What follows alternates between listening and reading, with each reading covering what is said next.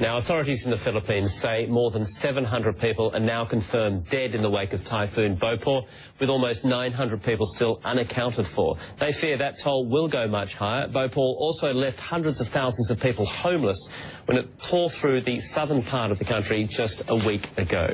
The storm has taken an incredible toll on the country and its people. Jen Hardy of the Catholic Relief Services has been seeing some of the damage firsthand. She joins us now live from Tagum City, which is in the Philippines, one of the harder hit areas. Jen, thanks very much for joining us. Just describe to us, first of all, the situation that people in the region where you are now facing. Thank you so much.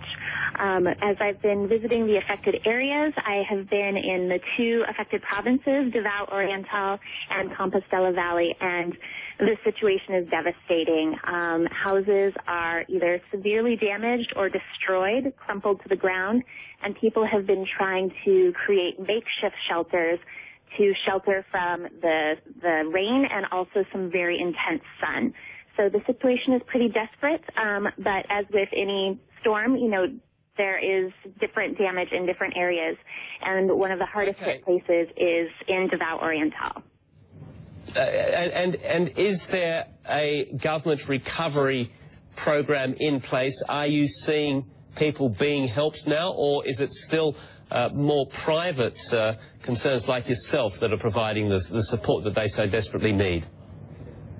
I have seen a lot of government actors on the ground, military, police, and they are really focusing on opening up areas to get access to remote villages. So some of these places are still unreached because of damage to roads and people cannot come in or out. So the government has really sprung into action in a lot of ways, and one of those ways is opening up roads to get access to affected communities.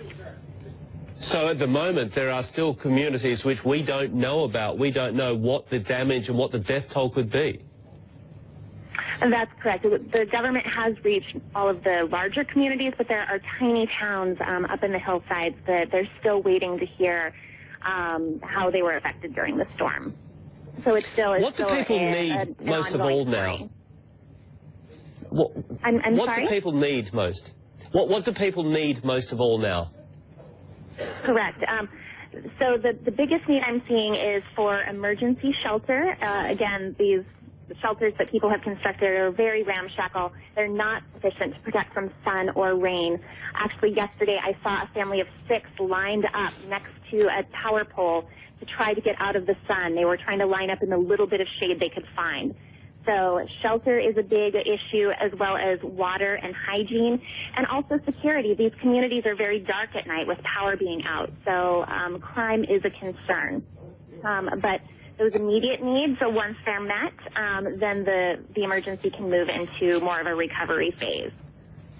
All right, Jen, we'll have to leave it there for the moment. Jen Hardy with the Catholic Relief Services, thanks very much for joining us with the latest on that. And certainly looking at some of those pictures, you can see the widespread devastation and wide views of just hills completely stripped of trees and extreme damage to communities there as well. Now, if you want to find out how you can help the people who've been affected by Bopha, just log on to our special Impact Your World website at cnn.com/impact, and there you'll find links to aid groups which are working to bring relief to those devastated areas hit by the storm.